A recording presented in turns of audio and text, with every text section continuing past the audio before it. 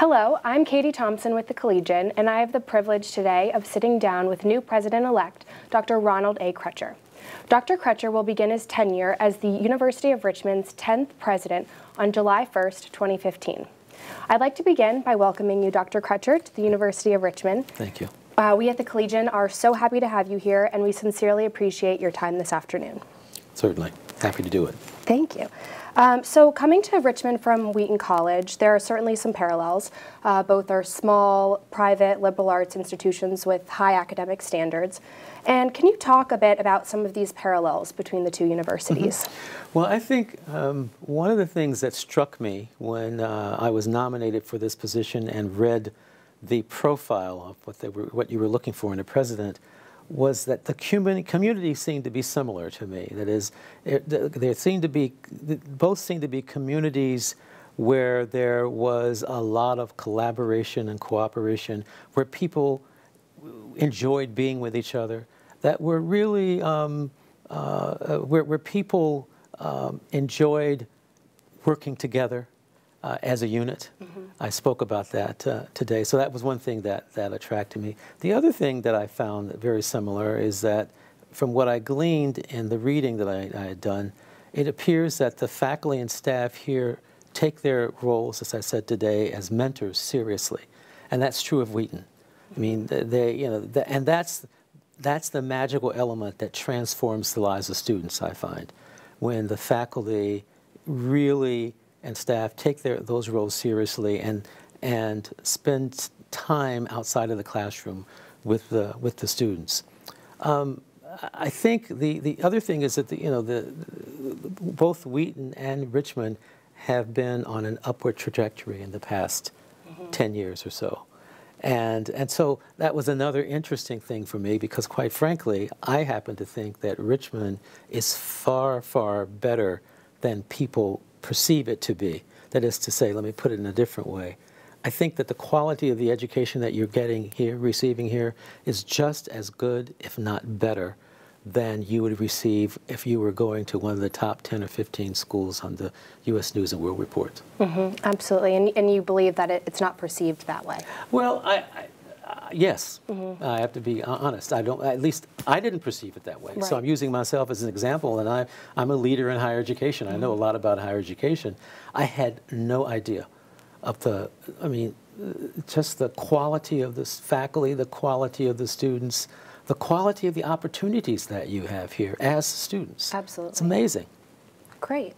And well, throughout his tenure, President Ayers has emphasized community engagement, inclusivity, diversity, accessibility, all with the Richmond Promise.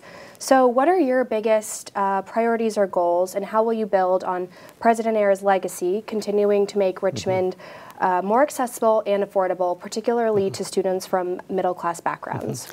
Well, I think that one of the things that attracted me about this institution is that there is a great foundation on which to build. I mean, President Ayers, working with the community, developed a terrific strategic plan.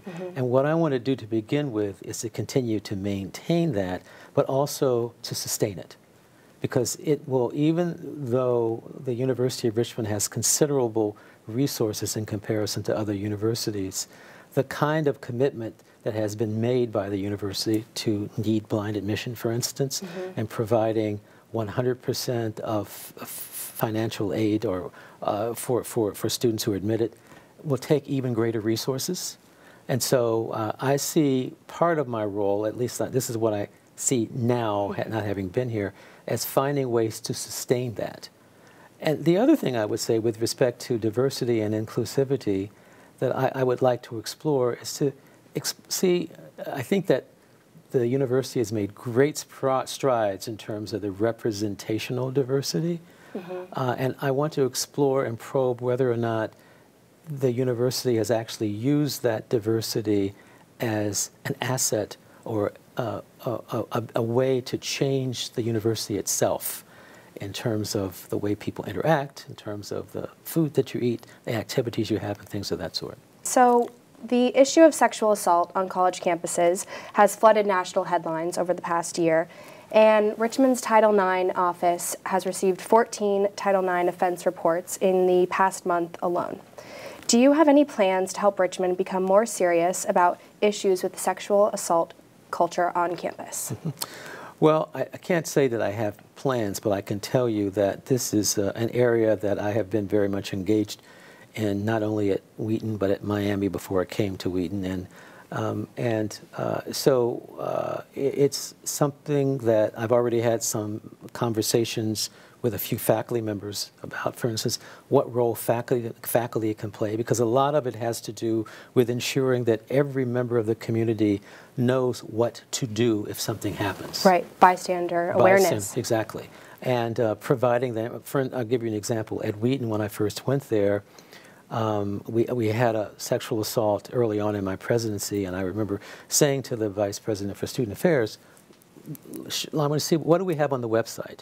And when I looked, and I wasn't convinced that we had enough information to help guide students. And so I said, look at the Miami, we had developed one at Miami. I said, just take it, we'll copy it from Miami. We didn't copy it, but we modified it.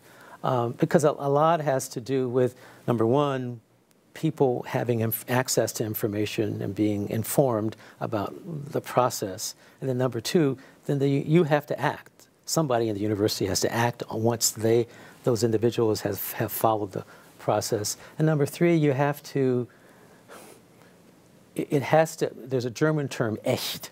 It has to be perceived as sincere. That is, you have to make efforts to do the right thing.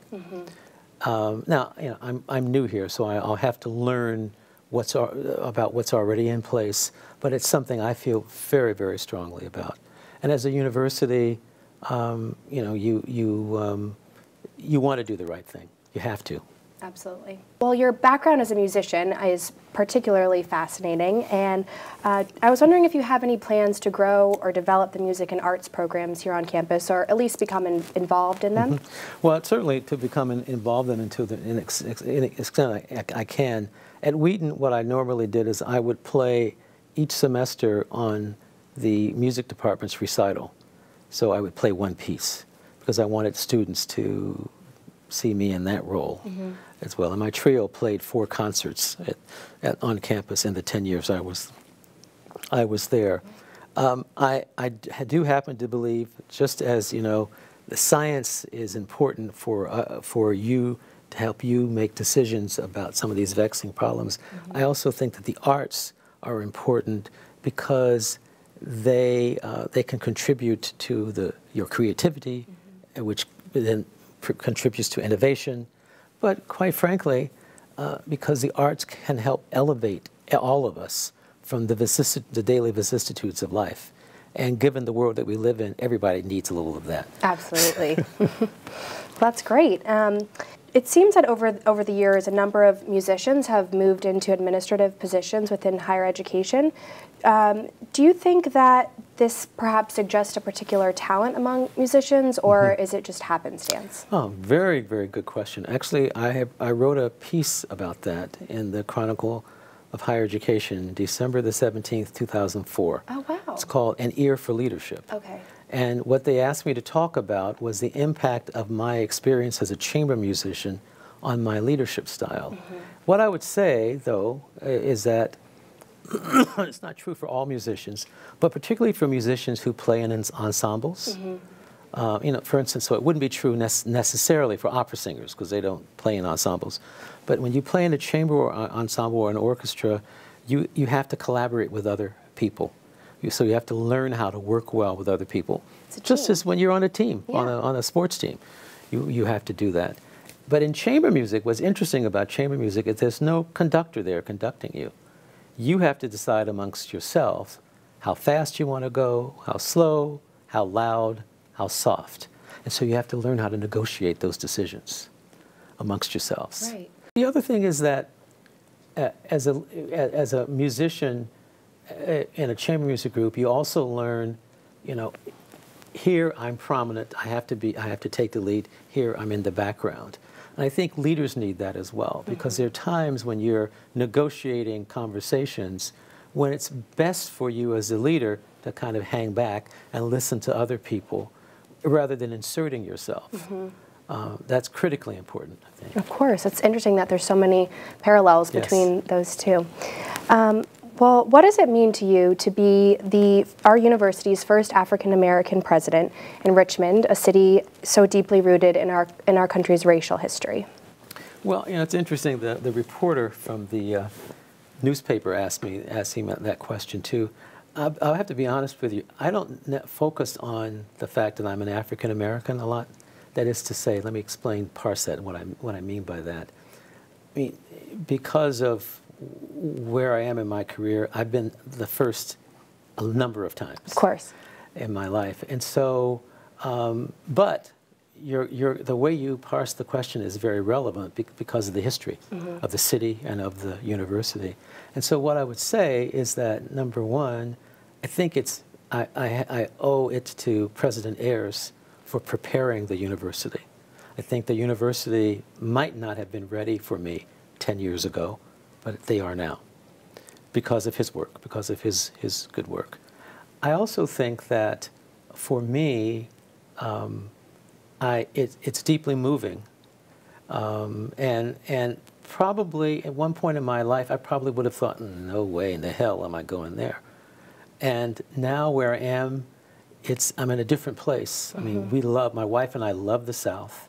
I love history. But what I think what it also says is that, and what for me was part of the reason why it was easy for me to accept the position, is that from the very beginning, the search committee identified me as, this is the person that we need for this next phase in the history of the University of Richmond.